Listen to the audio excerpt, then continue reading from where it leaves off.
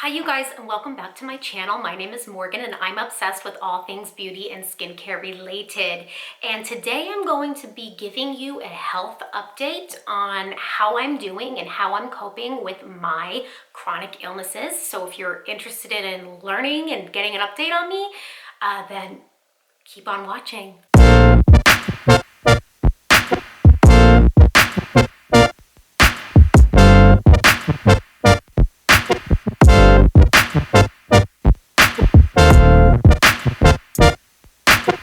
So I'm gonna have you guys know this is my fourth attempt at this video. Yes, girl, I've literally sat down, filmed this 3 times in the past, and then I just keep deleting the videos. Why? I don't know. You know what?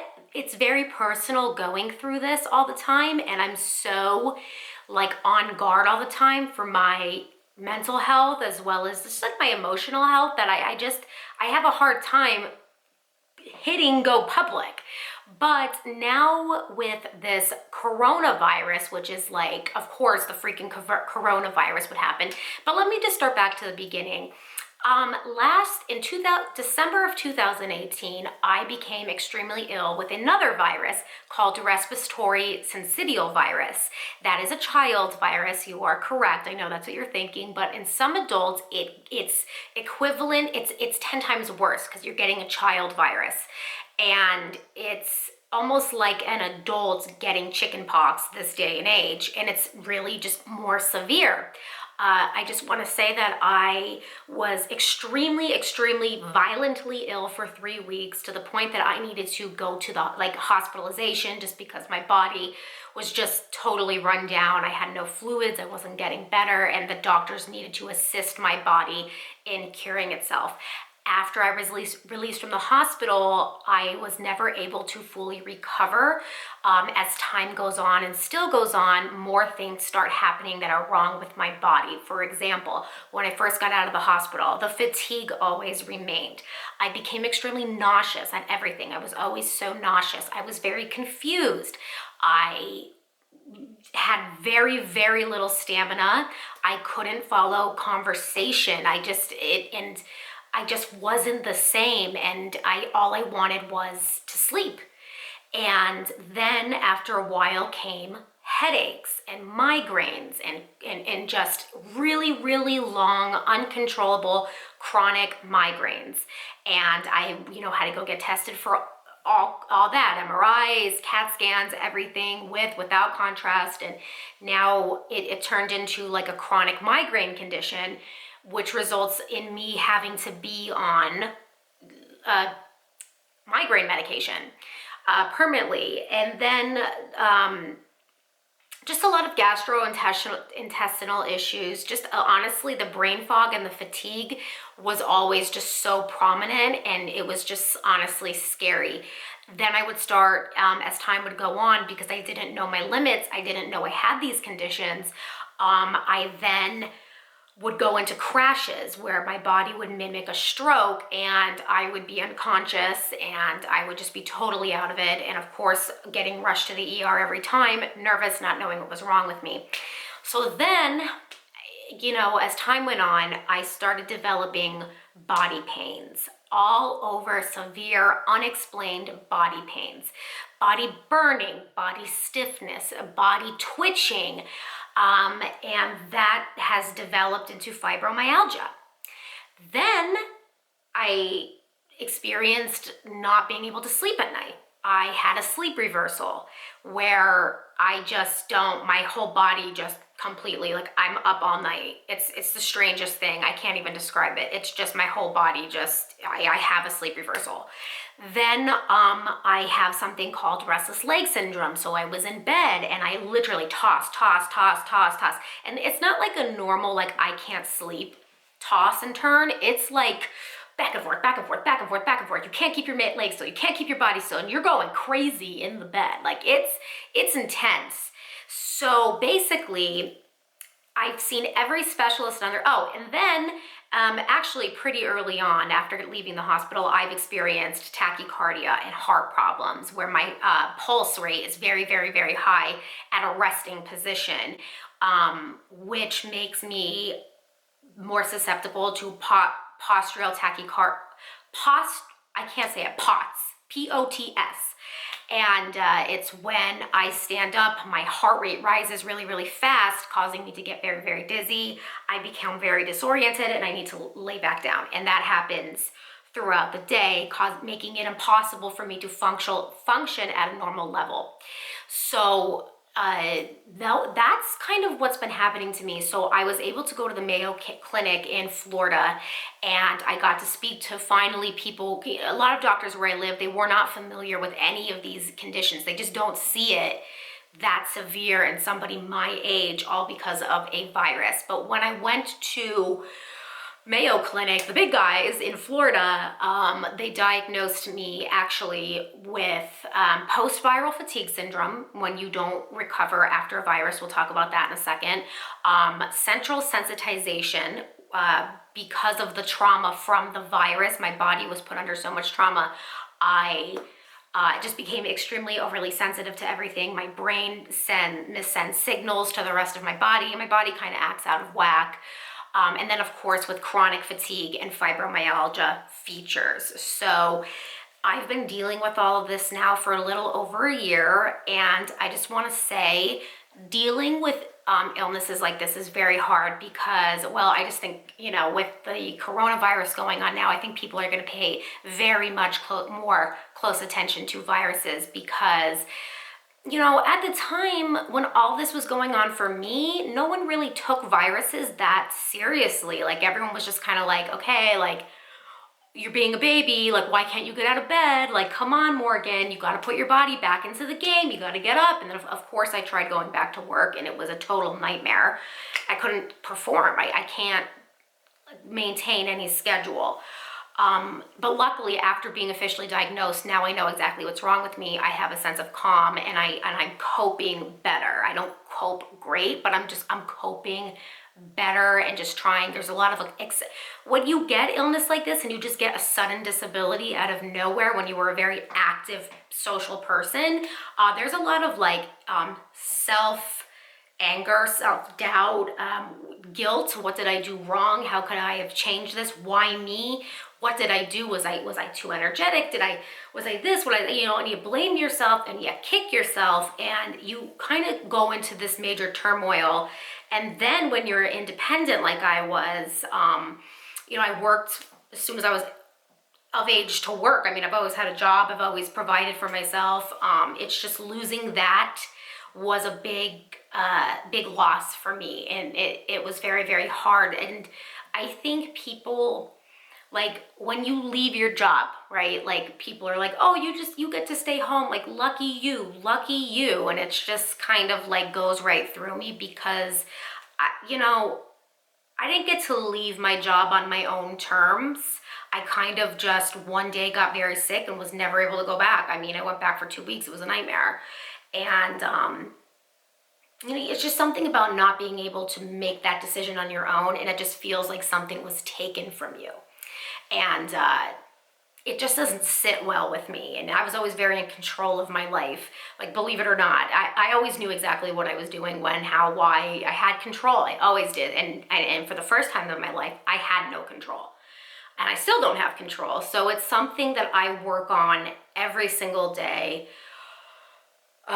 So I do practice a lot of mental health to stay sane and upbeat. I can say that I didn't really go into a depression during all of this, believe it or not. I was able to hold on to things that I love, such as YouTube and my fashion and beauty and skincare. I really truly held on to that very tight during this entire crisis. And like, it sounds silly, but I like the brand 𝗦𝗢𝗖𝗓 is my favorite skincare. I'm very passionate about skincare. I did my skincare routine every single day, deathly ill, in the hospital and everything. And that truly is how I coped. I escaped my body and just focused on skincare, focused on fashion, focused on, because that I don't know, for some reason that was my coping mechanism. And quite frankly, when you can't get off a couch and you can't do anything, you can't even cook yourself dinner or do laundry or do cleaner, you know what I mean? Like in my world, I grasped onto the things that I love and I was passionate about. And anyway, so this journey has just been very, you know, fast forward a year later, I'm still not recovered. My life changed very suddenly, and it's just really crazy when your life changes that fast, this young. I think right now, people, you know, I am concerned about, you know, what I'm gonna do with the rest of my life. I'm hoping one day I can come out of this, but as time goes on, things keep happening, and my medications do have to get increased a lot more, and that's not good if you're trying to start a family, but you can't function without certain medications that control your symptoms. So it's definitely a lot on me mentally, and I do try to make light of it. I'm very active on my social media because yeah, honestly, it's mental health and just staying focused on things that I love. And I am a little outspoken about it more on my Instagram stories, just because it's like such a big part of my life that I can't act like it's not happening. Like I just can't do that, because I can't just, it's just hard. So let's talk about having an illness that, I mean, I don't look sick. People like us, we live in hell, basically. You know, I don't like to say it like that, but we go through a lot because we don't have the standard disabled appearance that, or a more significant illness that people can like associate with. So when they see somebody like me who looks healthy, who's on social media, who's active, who's showing fashion and skincare, and they're like, well, what the hell's wrong with this bitch? Like, you know, like, what, she's fine. That's like one of the biggest problems with these illnesses, is because we just take a lot of heat. In the meantime, our symptoms are so severe and disabling. It's like hard to relay that to people, because one hand, you don't want to be a pain and be like, I don't feel good today, and oh my God, and wait for me in this, in that, and oh, I can't go there. And like, you're trying not to be a pain, but at the same time, you really like, it's like a weird game with me. Even like, I always try to keep up with myself and watch my diet, and I don't want to like let myself go, because I feel like it's like you're always on edge with these illnesses. It's like you're always fighting to stay normal. So it's just like, I don't know, it's just a lot. But anyway, so let's just I do just want to bring up, somebody brought this to my attention, and even though I do get pretty like resentful when it comes to educating people, because I think my and this is still something that I'm trying to overcome, and I'm not perfect at this, but I think for me, when it comes to like educating people, I get really like frustrated, because like I'm just being honest, like I never wanted this to begin with, and I never signed up for this. Like I never signed up to have an illness that I have to constantly explain to people so they will believe me and they will understand. And it's just so much all the time. I don't get too much pushback, you know. I'm home most of the time. I don't know what people say about me. Like, quite frankly, I'm pretty blunt these days. I kind of went through the ringer, so I'm just more kind of like, but anyway, so you know what, I just want to read you guys something. She brought this to my attention, and she was so right, and this is something that had helped me a while ago, and I kind of forgot about it. It's called the spoon theory. And this is a really great way of describing how our days are. The spoon theory is a creative way to explain to healthy friends and family what it's like living with a chronic illness. Dysautonomia patients often have limited energy, represented by spoons. Doing too much in one day can leave you short on spoons the next day. If you only had 12 spoons per day, how would you use them?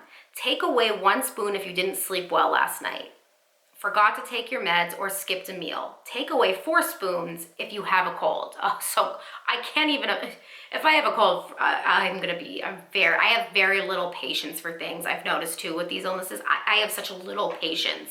Like when I get sick, I get so mad and like when things go wrong that isn't involving my illness, I get so mad and I get so frantic and it's again something that I'm trying to work on. But when you're on the edge like this 24/7 and then add another thing going on, you freak out. And it's like something that I'm working on that I will get better with. I'm not gonna say it's a living hell, I'm gonna say I'm getting better. So just as an example, so honestly, you take 1 spoon away, I never sleep good. As fatigued as we are, we don't sleep well. And I honestly don't know why, but it's very common with people with like fibromyalgia, chronic fatigue, post-viral fatigue. We just don't sleep well. It's either because of the restless leg syndrome, I'm uncomfortable because of my fibro, I'm like antsy, like you're just like, sometimes I just want to crawl out of my skin. It's the weirdest freaking illness. But okay, so I always take away 1 spoon. And then, okay, so you take another spoon for getting out of bed, right? I stood up, I got out of bed. And let me tell you something, it could take me up to 2 hours to get out of bed every day, because every day I wake up and I'm like, what the fuck happened? Like, I'm not even kidding. I wake up on a different level. Okay, so get dressed. Honestly, I'm gonna not add a spoon for that. I spend most of my days in my pajamas. I love pajama fashion, by the way. Like, I got totally into pajama fashion, and I like really try to invest in my pajamas now because like, hello, that's my wardrobe. I work it no matter what. Watch TV. Yes, watching TV, you would not believe the energy you put into just normal tasks. I never realized this, but yes, watching TV is definitely draining. You have to sit up, you gotta focus, and you gotta watch and focus. And me, personally, I can't focus on things. I get dizzy, I can't, it's so annoying. Okay, so what are we at? So 1, 2, okay, 3. Okay, so we're at 4 spoons now. So bathe, I like to bathe. Like sometimes I don't, I have to skip it because I'm like so out of it. But for the most part, I'm gonna add, it's 2 spoons just to bathe, just to bathe. Style hair, I honestly try to style my hair every 3 to 4 days. So, you know what? I'm gonna skip that one and let's do surf the internet, always, another 2 spoons. Read or study, that's hit or miss. Reading is a lot of focus for me, so I really, like, I do like to read, but I love to read more. It's just, I'm not gonna even add it. So now we're gonna add 3 spoons to make a meal and eat a meal. Well, yeah, 1, 2, and now we're on 11. Light housework, that's up for debate. I don't do that every day. Make plans and socialize. Yeah, I mean, I'd like to. Drive somewhere is always a big to-do. Driving somewhere is always a big to-do. I literally have to plan my weeks around when I know I'm gonna be driving in advance because I know I'm going to be wiped that day. Not even kidding. So then 4 spoons is go to work or school. Thank God I don't have to do that. Go shopping. Sometimes a girl's gotta go grocery shopping. Go to the doctor. I go to a lot of doctors. I go to my therapist. I go to my neurologist. And then exercise, forget. So I only have 12 spoons in a day, and I have to juggle. And then by the 13th spoon, which there is none, I'm down for the count. So with these illnesses, you constantly have to like choose wisely what you're gonna do. So you guys, with this coronavirus, I think, sometimes, for me, for real, like, because I've been with infectious disease doctors and I've been around the world, like, treating, I just remember my doctor saying to me, when I wasn't getting better and before this was really all starting to unravel, I just remember saying to him, he goes, well, you must have another virus circulating. And I said, well, they keep swabbing me and nothing's coming up. And he said something to me. He said, honestly, there are so many viruses and viral titers that float around. We don't have near the amount of testing to actually catch them all. So there's very well could be a viral infection going on that we don't even have the testing for. So I was like, oh my God. And I just remember people just being so nonchalant about viruses and how I was looked at and how I was treated. And I was kind of treated like, a baby. A lot of my close relatives did know though, like the people that were close to me, they were like, girl, no, like that's not you. Like people knew I had a problem, but some people who like to gossip were just kind of passing judgment. But Like, it just, virus, I've been trying to tell people this, and I hate to be like, I told you so, but it's frustrating because, like, viruses are a bigger issue than people in the past have tried to make them seem.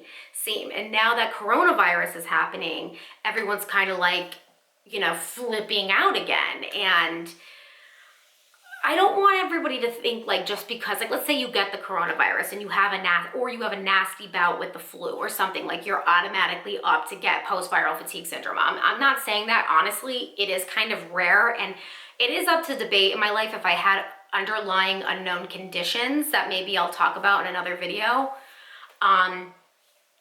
But just what I want people to know and be aware of is you can't just ignore viruses and blood tests and just go home and sleep it off sometimes.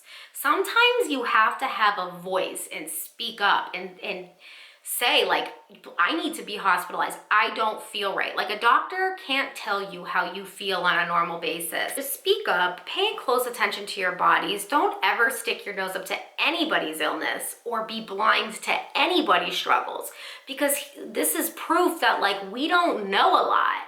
Doctors don't know a lot. Like, I'm sorry, but they don't. I mean, you know how many, oh, these freaking fruit flies, but do you know how many doctors I had to go to even get them to remotely even listen to me and, like, try to care for me? Like, I had to go to Florida for that. And then I found one good neurologist where I live and who actually takes care of me. All the other doctors literally helps me with nothing. The only thing they say is it's a chronic illness, there is no cure, go cope with it. And it's just sad, because there are so many people out here struggling with no help, no support, all because nobody wants to give the respect and time to how bad viral infections could be on the human body. However, now with the coronavirus, I have a good feeling the world is gonna step it up, because this stuff is real. Complications could happen, and we got to get it together in the medical community and really learn, like, and listen to people. A lot of people bullshit their symptoms. A lot of people are fake and they do want attention, but there are a lot of other people who don't. And you must give respect and listen to each patient. We should have better doctors in this world other than Mayo Clinic. All the hospitals should be up to par. And I can't tell you how many times I was bullshitted in a medical room. I honestly can't. But everybody stay safe, stay healthy, stay calm. It is rare to get what I have. Again, like, I may have had other congenital issues, but just be woke, and just what I'm asking you to do is fight for your health. That's the moral of this entire video. Fight for your health. Don't let them push you away. And don't let people bring you down, okay? I love you guys, and I'm always gonna be here for you. And I hope I'm gonna upload this video, because, girl, I don't know, this is like stressful for me. I love you guys. Be safe out there, and I'm thinking of everybody. Bye.